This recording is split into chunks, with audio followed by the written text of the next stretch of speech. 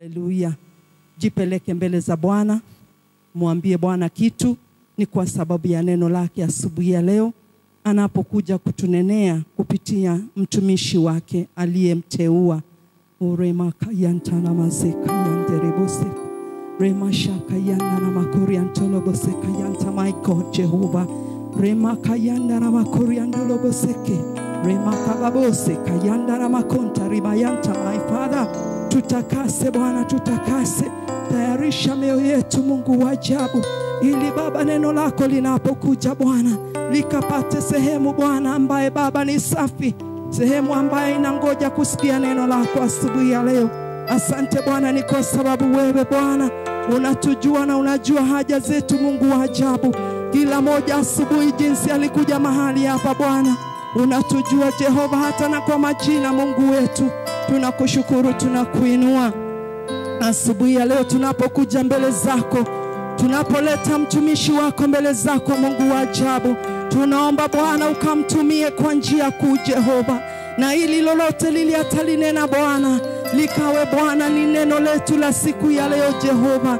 Tunambarikisha mikononi mwako Mungu wa ajabu, tunamfunika na damu Yesu Kristo Mungu wa Israeli. Ebu Bwana ukazidi kumpa neno lako Mungu wa ajabu, hata atakaposimama Mungu wa Israeli ukamjaze neno na lingine Mungu wa ajabu, na ili kila moja atakayetoka mahali hapa Bwana akatoke na sehemu yake Mungu wa ajabu. Asante Bwana, ni kwa sababu ya mchungaji Mungu wa ajabu. Wewe ulimteua kumleta mahali hapa ni kwa sababu yetu Jehova. Endelea Baba kumuonekania, endelea kumfunika na damu Yesu Kristo Mungu wa ajabu. Siku baada ya nyingine endelea kumjaza na neno lako Bwana, na neno la wakati Mungu wa Israeli. Tunakushukuru Bwana, tunakuinua.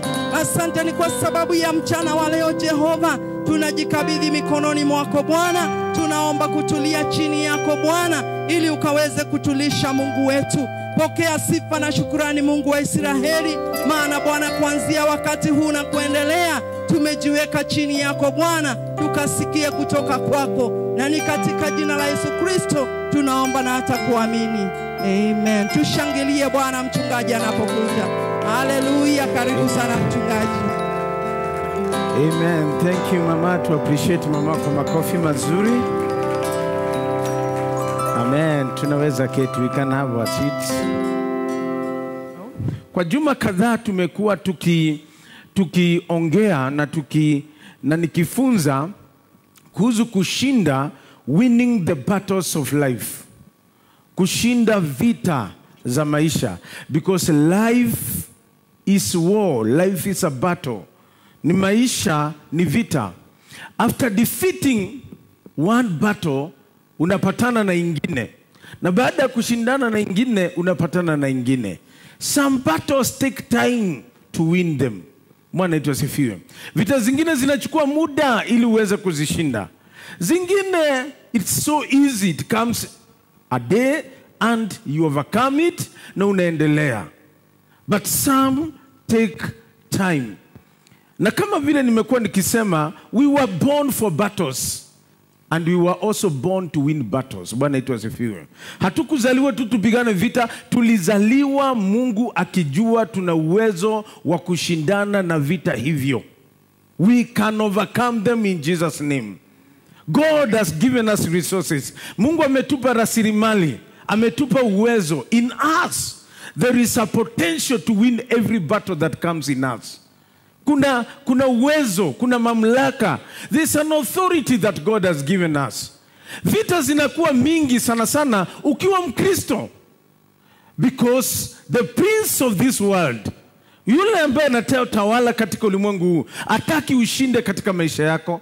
So the battles, especially for believers, inakuwa more intensified, inakuwa na uzito sana, kwa maana hatupigani tu vita zile wengine wanapigana, sisi pia tunapigana na yule ambaye anayetawala katika ulimwengu huu. That's why believers need to know from the word of God. The word of God is one of the tools. Neno la Mungu ni sehemu ya vyombo ambavyo Mungu amepeana kwa Kristo ili kuweza kupigana vita hivi. And I want us I want us siku ya leo tuangalie vita ingine that every person anapigana nayo. Watu wengi wanapigana. Na hii ni vita ambayo kwa muda mwingine inachukuanga muda kuishinda. It is a battle that sometimes takes time to win it. Because ni kitu ambayo inakuwa part of your life. Inakuwa sehemu yako. Adui ule mkubwa kumpiga ni ule adui yako karibu na wewe. Bwana yetu asifiwe. Adui wa mbali unaweza mshinda sana. Lakini ule adui ambao mnaamuka asubuhi mnakula na yeye kila siku. Every day you wake up, you eat with that enemy. Huyo ni adui ambayo itachukua muda kabla uweze kumshinda. And the battle that I want to share about today ni vita ambayo ni kama ni mtu ambaye ako karibu na wewe. Bwana yetu asifiwe. I want us to open our Bibles in the book of Genesis chapter 20. Genesis chapter 20. This is a great man. We want to read about a story of a great man, the father of faith, Abraham. Abraham. I will read from verse 20, verse 1 to 7.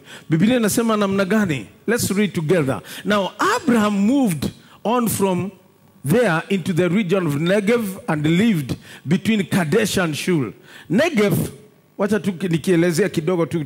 Negev inamaanisha mahali ambapo kuna ukame, kuna desert. So mahali ambapo Abraham alikuwa anaishi kwanza ni mahali palikuwa na ukame, palikuwa na desert.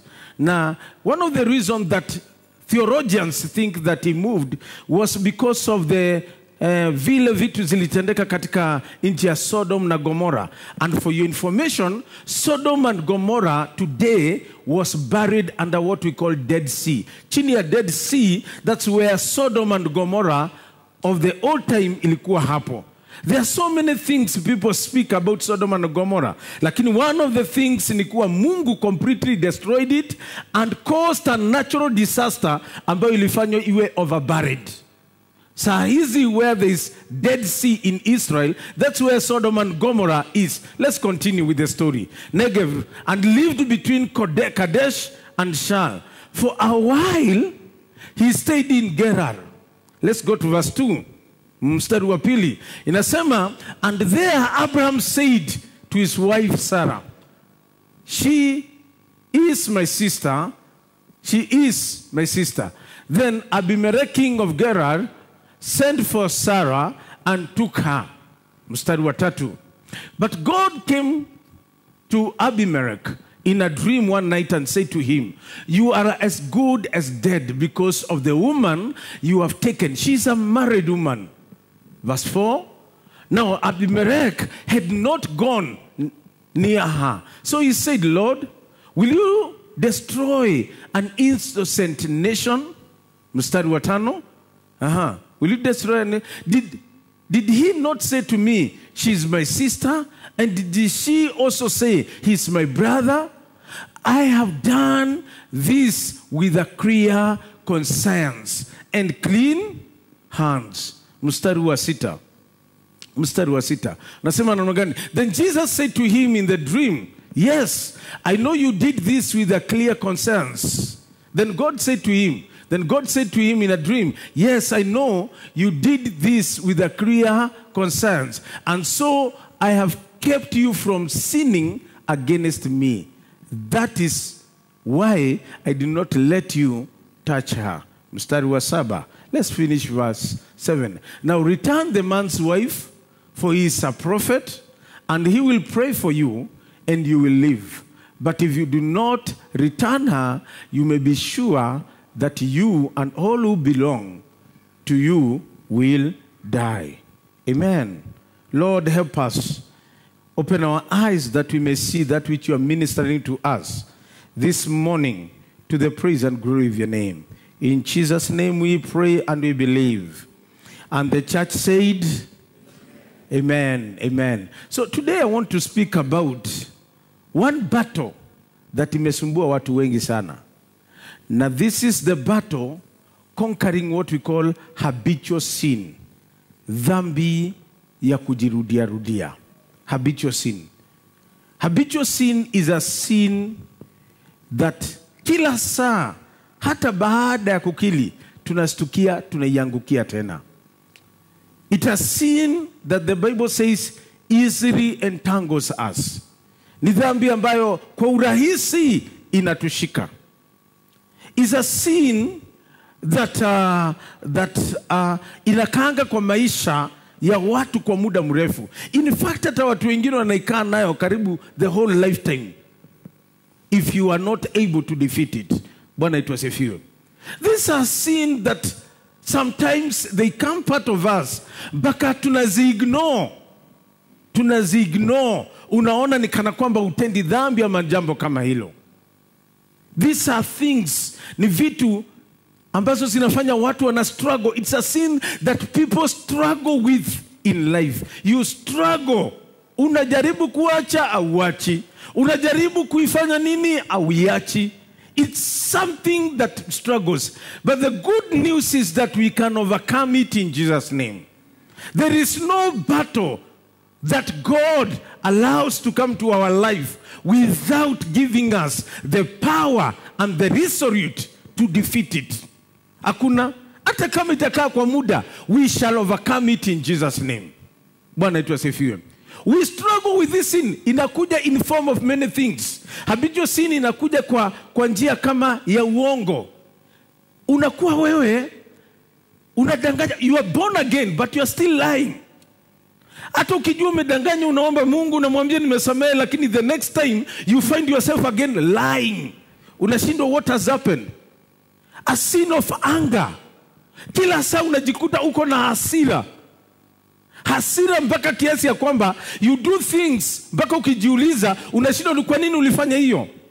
I know of a person alikuwa na hasira, na akipatwa na hasira anagonga ukuta na ngumi.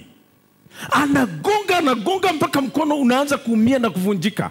Akienda akipona na amewekwa plaster na amerudi vizuri, tena anapatwa na hasira, tena ile mkono tena anagonga nayo ukuta tena anagonga, inavunjika tena. It is something that comes. Kuna watu wako na hasira kiasi ya kwamba inawaingisha katika dhambi. It makes them sin. Wengine ni kulalamika. They never appreciate anything in life. You complain until you sin. Do you know you can complain until you sin? Bwana asifiwe. Unalalamika mpaka unasahau what God has given you in your life. You are always complaining. Hata ukiambiwa kitu kizuri, lazima uitwist kidogo na ulete kulalamika ndani yake. It is something. Wengine ni lust, tamaa. We are struggling with lust. Tamaa ya macho, tamaa ya mwili, na tamaa ya vitu. That's why unakuta kuna Mkristo ameokoka, lakini once in a while ananyosha mkono wake juu ya tamaa, anavuta kitu ya watu.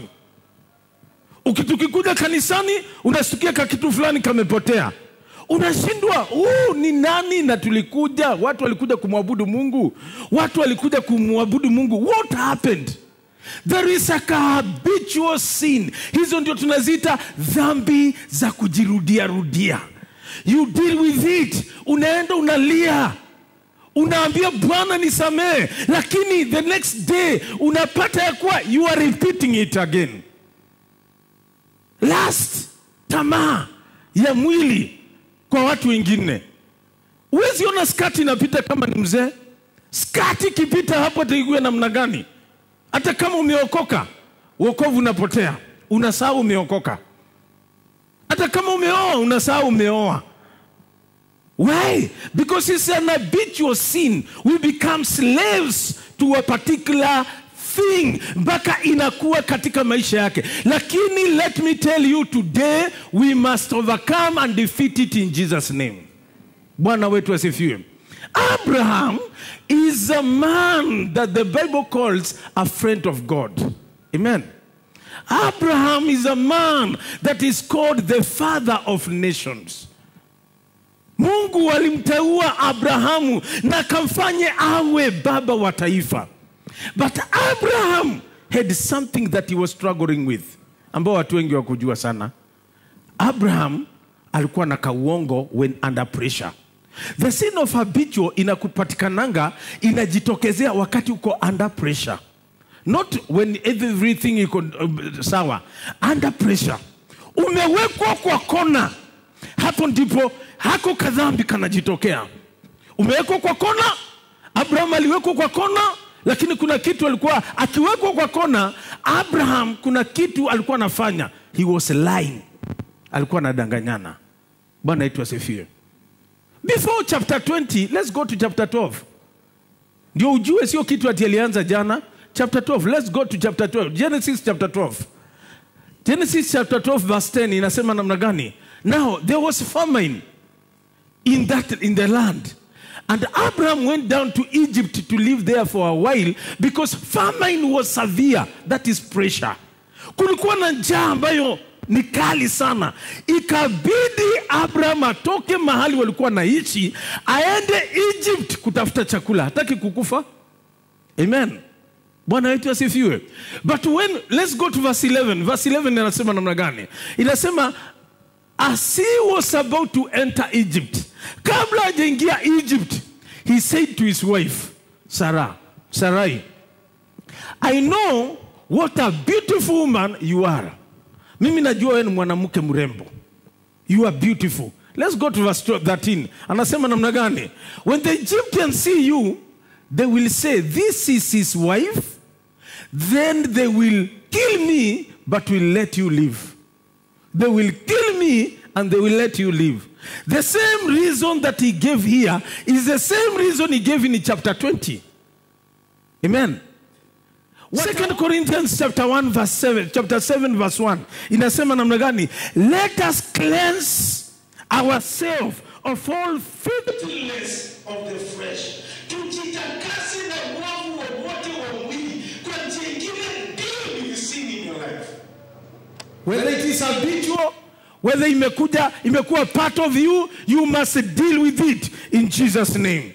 Ephesians chapter 4 verse 22. Ephesians chapter 4 verse 22 inasema, laying aside the old self which is being corrupted in accordance with the lust of deceit. Tuweke kando mtu wa zamani, mtu wa dhambi, mtu wa kuanguka katika dhambi, tumweke kando. That's what the Bible says. In the book of Romans chapter 6 verse 12, the Bible says, do not let sin reign. Usiruhusu dhambi itawale mwili wako. Your natural body, that you should obey its lust. Ili uweze kutii tamaa za mwili, tamaa za macho, tamaa za aina gani. In short, what the Bible is saying, that any kind of sin must be dealt with in Jesus' name. Bwana yetu asifiwe. So how do we deal? How do we deal with habitual sin? Hizi dhambi za kujirudia rudia. How can we detach ourselves from it? How can we detach ourselves from it? The first thing that we need to know, ambayo pia ilikuwa katika Abraham, ni identify the sin and know its roots. Bwana yetu asifiwe. Jua ni dhambi gani hiyo inakutegatega kila saa. Which is this sin that easily entangles you? Know it. Not today we have to deal with those roots in Jesus' name. Hallelujah. We have to deal with those roots. Unastukia mzee all of a sudden ameanza katabia. Katabia kametoka hapo. Alikuwa mzuri, mumefanya harusi, everything was going on, lakini all of a sudden katabia fulani kanatokea mahali na mjui kametokea wapi. Kumbe ni kufinywa, ilikuwa imefinywa, haikung'olewa. Today we must uproot them in Jesus' name. Bwana wetu asifiwe. We must uproot it. So identify the sin and know its roots. Bwana wetu asifiwe. Number 2, if you have to deal with this habitual sin, you must remind yourself the consequences of sin. Ujikumbushe, ujue madhara ya dhambi. Hallelujah. Let's go to Genesis chapter 20. Let's go to Genesis chapter 20. Chapter 20, I think it's verse 3, verse 5 hapo. Verse 5, inasema namna gani? Look at the consequences of the sin ya Abraham. Inasema, I've done it with a clear conscience. Let's go to verse 6, verse 6. Abwanza mstari wa 4. Let's go to verse 4. Verse 4 inasema namna gani? Now Abimelech, the Lord will destroy an innocent nation. Let's go to verse 3. But God came to Abimelech in a dream one night and said to him, you are as good as dead because of the woman you have taken. She's a married woman. Let's jump to verse 7. Jump to verse 7. Ruka kwa verse 7. Nasema, now return the man's wife, for he is a prophet and he will pray for you. But if you do not return her, you may be sure that you and all who belong to you will die. There is consequences of sin. There are many consequences of sin. And any time unastahili kujikumbusha ujue kila dhambi iko na madhara yake. Some people, some sin will kill you. Kuna dhambi ukiendelea kuibembeleza na kuikunyisha, it will destroy you and destroy your future. Some sins will destroy your families. Uko na jamii nzuri, lakini ukiendelea kuibembeleza, you are not dealing with it, unaibembeleza, it will completely wipe away your family. There is consequences for sin. If you are a young man, na unacheza na dhambi, habitual sin, unajikuta kwa you can come to the church, but unafanya vituko vyako, there is consequences for sin. There is consequences for sin. You may get sick. Kama ni msichana unajikuta umepata mtoto, umepata wawili, umepata watatu, umepata wanne, mpaka maisha yako inakuwa spoiled. Yes, God will forgive you. Forgiveness is there, but kuna kitu inaitwa consequences of sin. Bwana wetu asifiwe. Consequences of sin. Unajua unaweza umia. Kama mimi nikiwa kijana, nilikuwa kijana hyper sana, nilikuwa na nguvu mingi sana, na michezo mingi na sarakasi mingi. Sisi ni wale watu tulikuwa tunanunuliwa suruali mara mbili, imeanza kukua na nini upande hii na upande hii. Inakuwa na torch. Upande hii parking lights mbili. Na sasa hizo ni mpya, kwa maana ninaenda kwa mlima, ninakaa chini hivi, ninatafuta basi, tunaenda mpaka kwa mteremko nangu koko chini. Hiyo suruali ukienda nayo mara mbili iko na mataa nyuma. Tunakuja tunaweka kiraka, lakini unarudia hiyo. Mimi nilikuwa napanda hata milima hata nini. Siku moja nakumbuka Nairobi, tulikuta hizi manyumba, sijui kama hizo nyumba bado zilikuwa karakta kadhaa, lakini siku hizi ni kama zimetolewa. Hizi nyumba zilikuwa zinajengwa na raffles, alafu katikati inajazwa nini? Mchanga. So Nairobi, nikiwa tu kijana mdogo, I was there. Tukakuta nyumba moja, sijui ni serikali, siku hizi hata sikuwa naelewa masheria vizuri.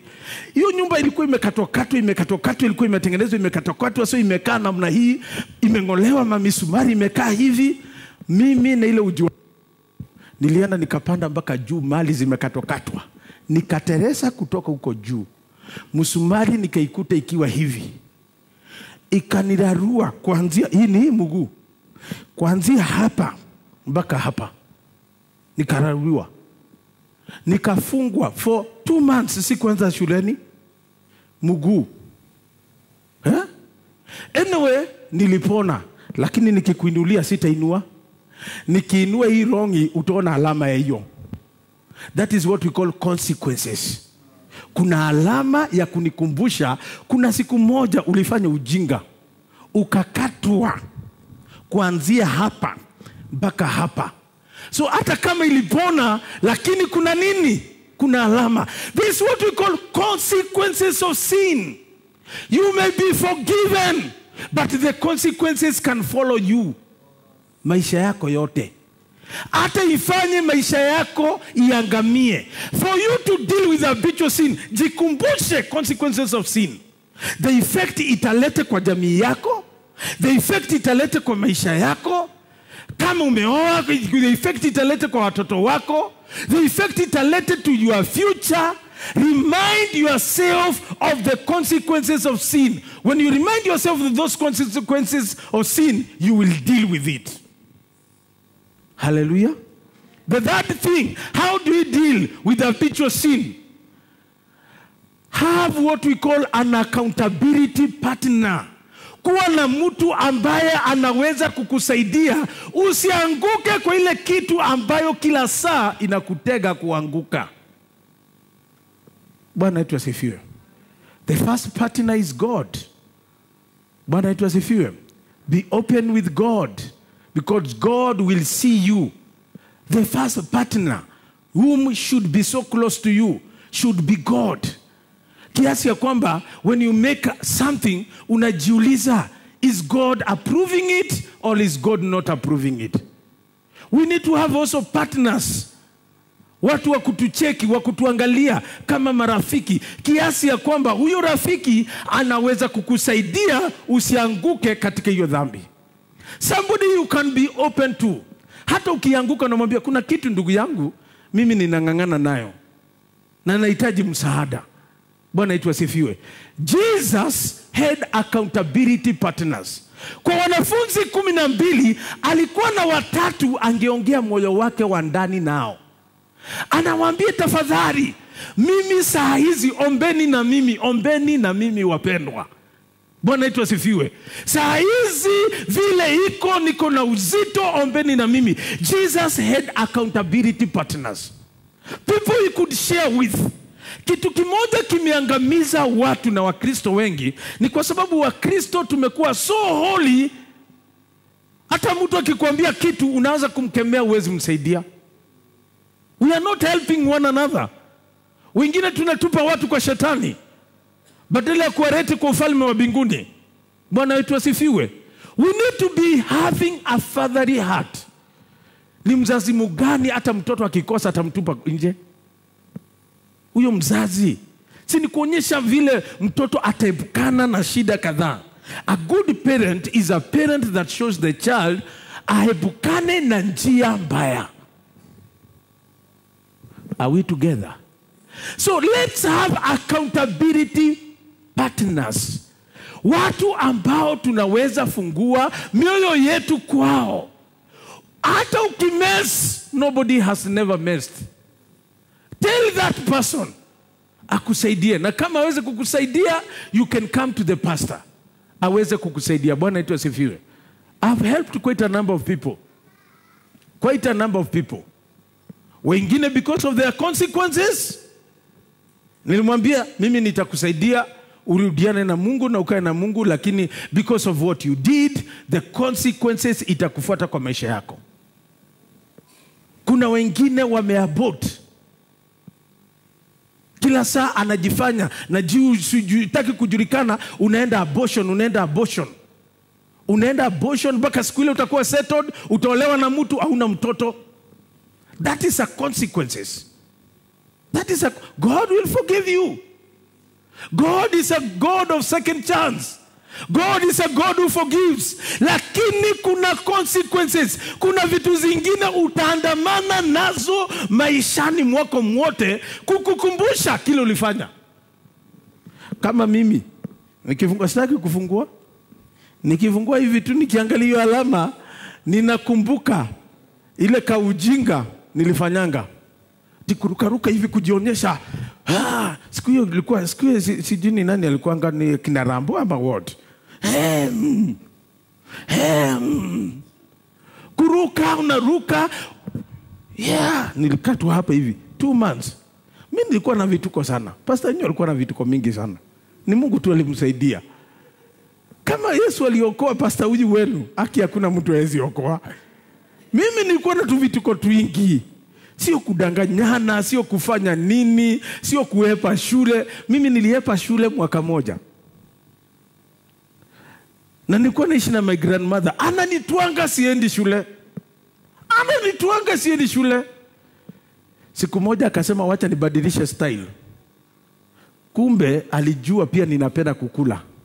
So siku hiyo Nyama hatukuwa tunakula sana. Siku hizi unajua tumebarikiwa, at least tunaweza kula nyama sana.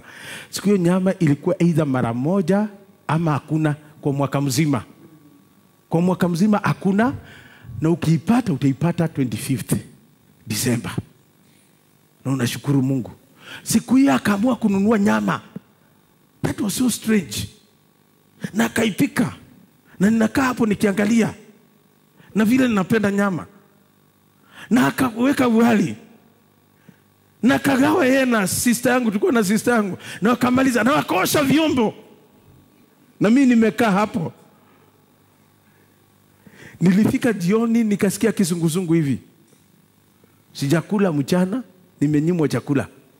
Alisema si nimekutonga ukakataa kwenda shule, nimenyimwa tu chakula. Nimenyimwa chakula.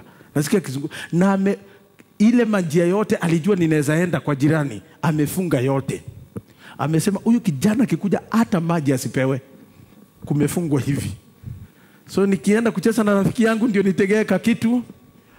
Ninaambia aya sasa your grandmother alisema urudi nyumbani. Kumbe nikufukuzwa na fukuzwa ndio huyu apewe chakula. Jioni nikafikiri nitahurumiwa. Tena kanyama. Kakatakata, akapika vizuri, kakaanga. Sister akakula nao na akaosha vyombo. Ai nikaona mimi ni kukufa ninakufa. Nikasema kesho hata nini nitarudi shule. Akaniambia wewe wacha mchezo yako wewe mwanzia wewe nini kwesi. Wewe mwanzia wewe ninakujua. Ni uongo tu unalete hapa. Hakuna kukula. Nikamwambia nikapiga magoti chini. Nikasema kesho lazima nirudi shule. Na hakika kesho yake juu ya chakula. Mimi ile linigonga ni chakula. Juu ya chakula kesho yake hata siku shughulika ati aibu ati vijana wataniita nini, nikarudi shuleni. Kumbe ni mimi alikuwa anasaidia. Na mimi sikuwa najua. Bwana wetu asifiwe. We need to have accountability partners. People we can share our weakness with. Every person has a weakness. People that you can trust. Kiasi ya kwamba mnaweza ongea. Because Biblia inasema iron sharpens iron. Utanolewa na kusaidiwa na rafiki wako ule ameokoka na ana moyo wa Mungu na anataka kukusaidia. Si anataka kukukemea, si anataka kukutangaza. Kuna wengine wanaambiangwa mambo ya watu wanakuja kuwatangaza. A believer should not be like that. Bwana wetu asifiwe. So we should have accountability partners. People ambao watatusaidia. Kuna vitu tuna struggle. Na mimi nimesaidia watu wengi sana. I have worked with quite a number of people. Kuna dada mmoja saizi najua she is very senior somewhere. Very senior. Ali struggle na boyfriend thing. Kuachana na boyfriend ilikuwa ni shida. Na ameokoka. Boyfriend. Mimi hapana. Wacha tuende kwa Yesu. Lakini huyu boyfriend yangu for 1 year another pastor alimsaidia mpaka completely akaweza kutoka kwa hiyo. We can help people. Kuna wengine hapa wametoka katika utumwa. They have been addicted to drugs. They have been addicted to cigarettes, masigara, pombe. We need to help them, not condemn them. As accountability partners, you work with that person. Unatembea kwa maana hii ni vita, niliwaambia sio vita rahisi. Hii ni vita unapigana nayo miaka mingi. Abraham had to fight it for 7 chapters. 7 chapters. Miaka kadhaa. Ana still kupigana na kudanganyana. Na ni baba wa mataifa. Na anadanganyana na mke wake. It was something repetitive. But ni kitu ambayo you can overcome in Jesus' name. Bwana wetu asifiwe. So we need what we call accountability partners. People that we can open up to, kama vile Yesu alipofungua moyo wake kwa wanafunzi wake, akawaambia ombeni na mimi, moyo wangu uko mchungu sana. Bwana wetu asifiwe. Can you tell somebody? Do you have somebody that you can tell, pray with me? We need those people in our lives. Bwana wetu asifiwe. Mtu ambaye unaweza mwambia omba na mimi ndugu yangu. Na kama hata utakosa, your pastor is there. Mwambie pastor, yes, pray with me. I'm struggling with this thing. I'm not there to condemn you. I'm there to help you. Bwana yetu asifiwe. And to make sure you come out of it. In the name of Jesus. That thing is that resist it and destroy it, uproot it through prayer, through fasting, through the word of God, through teachings, remind yourself, through declarations. More, resist that sin in your life. Something that you resist will not come to you. Ukikataa jambo litaanza kukutoka. Ukilibembeleza, ukiilisha. Ile shida inakuanga na habitual sin is because we feed it. Tunailisha. Yeah? Hatuepi. Ukiona kuna area ambayo inafanya unakumbuka hiyo jambo, wachana nayo. Nakumbuka kuna wakati moja mimi nilitaka kuweka Holy Communion hapa. Tufanye Holy Communion. Na ninunue ile tunaita church wine. Nilitaka kununua. Na nikaiongea mahali. Na mtu mmoja akanisaidia. Huwa namshukuru mpaka siku ya leo. Akaniambia, pastor, sio mbaya kulete church wine tuikunywe kama, because that is what was used wakati wa Jesus. Lakini pastor, utajaribu watu wengine. Utaweka watu wengine kwa majaribu. Mtu ametoka kwa ulevi, amekuwa kikunywa, ameokoka, ameachana na pombe, alafu akuje kanisani akute asikie kale ka harufu. Alikuwa kanagonga miaka kadhaa. Aseme kumbe hata kanisani hii kitu inaweza kunyiwa. Arudi tena, anguke tena kwa sababu ya hiyo. Bwana yetu asifiwe. Let us avoid situation that can compromise us.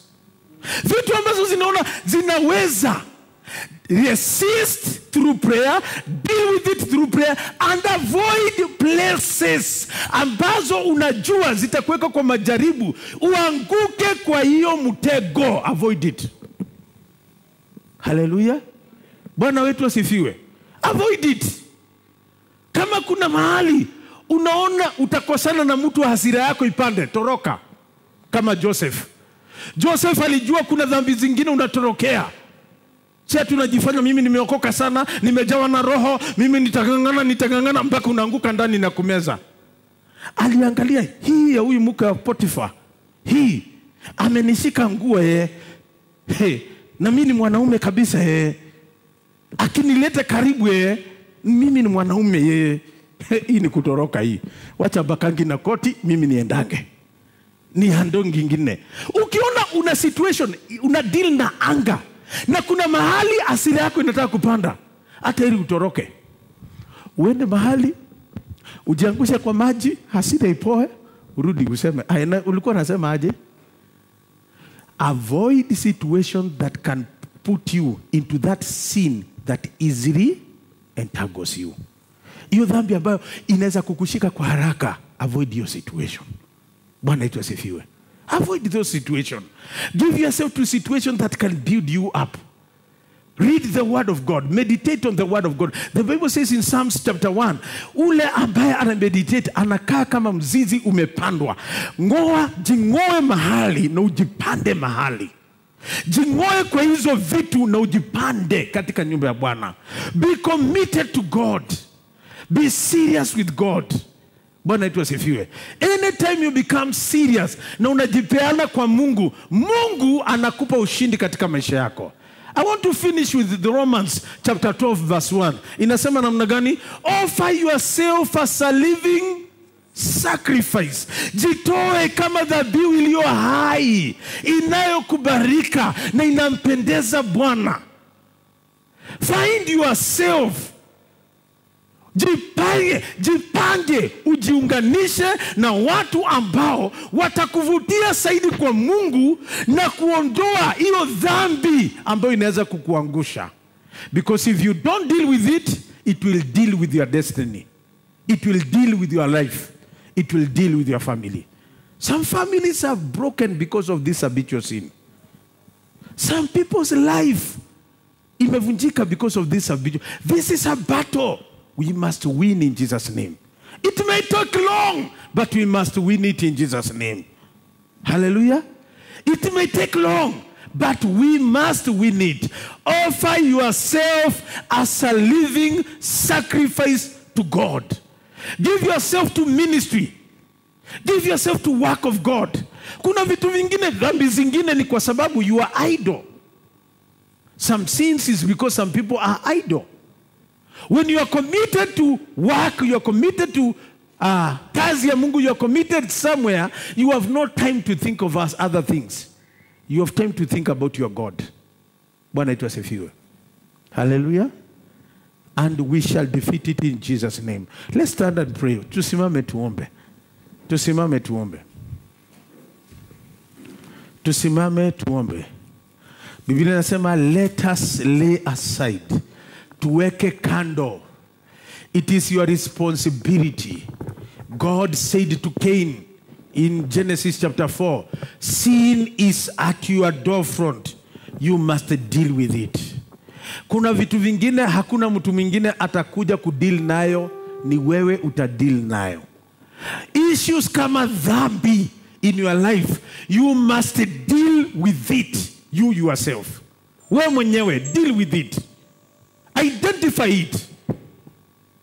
Ujue yakuwa, remember the consequences of sin.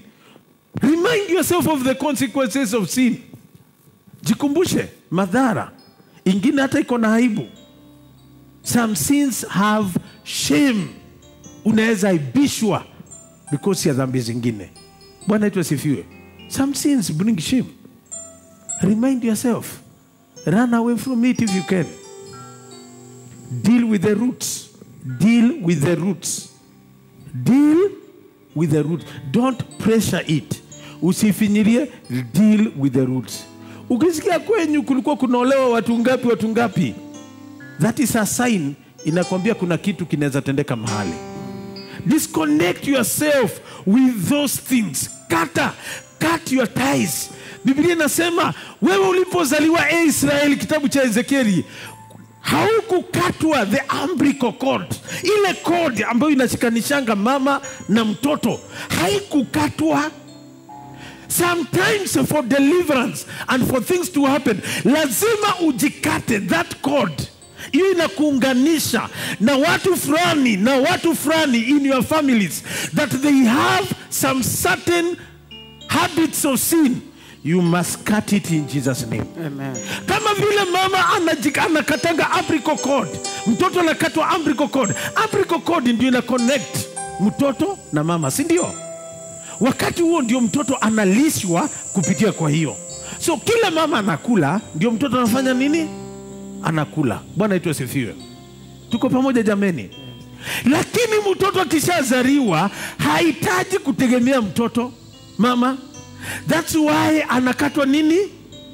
That umbilical. And the Bible says, wakati mulipozaliwa ilisaulika, hamukukatwa that umbilical cord. Haikukatwa, ilisaulika. That's why some behavior zinatoka from our families. We need to cut those connections in Jesus' name. Bwana wetu asifiwe. Kukati connection isiseme tusiheshimu wazazi, lakini vile vitu zimeflow kwa hiyo jamii hivi na zinakuja zikitokea kwa watu. Those ones we must cut it in Jesus' name, including habitual sins. Dhambi ambazo tuna struggle kila saa, hata ukitaka kuiacha unakutia kila saa umeangukia. We must cut them in Jesus' name. Amen. Just lift up your hand before God. Na umwambie Bwana, ninaomba unikate kutoka kwa any roots. You may know some of them. You need to touch them. Unahitaji kuisema. Kwa wengine unajua ni kitu gani umekuwa ukistruggle nayo katika maisha yako. I want you to mention it before God and tell God, I deal with this now. I deal with every habitual sin in my life. I deal with every sin. Iwe ni ya form ya aina gani, ninaikata katika jina la Yesu. I uproot it from my life. I uproot it. Ninaikata. Hata iwe imetoka kwa jamii yetu, I disconnect it continuity. Ninakataa isiendelee tena kwa kwa watoto wangu, kwa wajukuu, na hata kwa kizazi kinachokuja katika jina la Yesu. We battle with this sin. We battle with it in the name of Jesus. Lekata mone kampo yoribiai. Ekete poroba mana lambiribia mana. Not by might, not by power, but by your spirit. We lay it aside. Tunaiweka kando. Tunaiweka kando. Tunaiweka kando. Apart from our destiny in the name of Jesus. It will not affect our destiny. Haitazuia baraka zetu. Haitazuia the move of God in our lives in the church. Haitazuia the move of God in the church in Jesus' name. We disconnect ourselves with any habitual sin in the name of Jesus. Oh, thank you, Lord. Thank you, Lord. Let the grace of God, let the grace of God, neema Bwana ikashuke sasa. The power of God to come now. Let the blood of Jesus, the blood of Jesus that cleanses us, inayotutakasa kutoka kwa kila dhambi, ikatakase kanisa lako, ikatakase wamama, ikatakase wazee, ikatakase vijana, ikavunja kila mnyororo, ikang'oa kila dhambi, ikang'oa kila jambo katika jina la Yesu. In the name of Jesus, we battle this sin, we battle it in the name of Jesus. Tunaikataa, tunaomba damu ya Yesu, damu ya Yesu, damu ya Yesu, damu ya Yesu, damu ya Yesu, ikatutakase, ikatutakase katika jina la Yesu. We worship you, Lord. We worship you, Lord.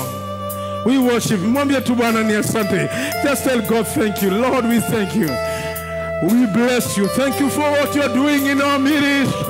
Thank you for the release of your grace in our lives again. Thank you for the release of your favor again, Lord. We worship you. We honor you, Lord. We honor you. We bless you, Lord. Ekatembana moyo rebia. Shakata poraba manalamberebia. Lord, you are great. Lord, you are great. Your name is above every other name. You reign, Lord. You reign, Lord. You reign, Lord. You reign, Jehovah. I bless your people, Lord. I bless your people. I bless your church. And we believe you have given us victory over habitual sins in the name of Jesus. Through the blood of Jesus, we are more than conquerors. We are overcoming every habitual sin. We are overcoming every habitual sin. To those who are listening to me, to those who are here, Lord, we are overcoming in the name of Jesus. We declare the salvation of God. We declare the deliverance of God. Tunatangaza ukombozi wa Bwana na uhuru wa Bwana juu ya maisha yetu. We thank you and we bless you, for you are great and you are holy. We honor your name. We bless you, Lord. We honor you. Bless your people. Those who are sick, I pray for them. Wale wagonjwa naombea, wale wanahitaji miujiza naombea. Release your miracles upon your people. Achilia miujiza zako juu ya watu wako Bwana. Achilia neema yako, kwa maana wewe ni mwingi wa rehema. Tunasema ni asante. Tunasema ni asante. Pokea sifa zote na utukufu wote. Katika jina la Baba na la Mwana na Roho Mtakatifu tumeomba na kuamini. Amen. Tusemeni amen. Amen. Tuseme amen. Amen. Amen. Amen. It is done in Jesus' name. Amen. It is done in Jesus' name. Amen. It is done in Jesus' name. Amen. Amen. Na ukiwa na issues and you have nobody to tell, you are free to come and we talk. Bwana itusifiwe. Come, let's talk. Let's talk. Let's talk. Let's talk. Wacha tusaidiane twende mbinguni. Amen. Tusikae hapa tukisema tunaenda mbinguni na wengine tuendi. Let's help one another. Let's overcome these battles. Niliwaambia some battles inahitaji watu wengine wakusaidie. Kuna vita huwezi pigana peke yako. kuna vita unahitaji watu wengine mpigane nao. And we are ready to fight together, ili jina la Mungu litukuzwe katika kila jambo. Amen. God bless.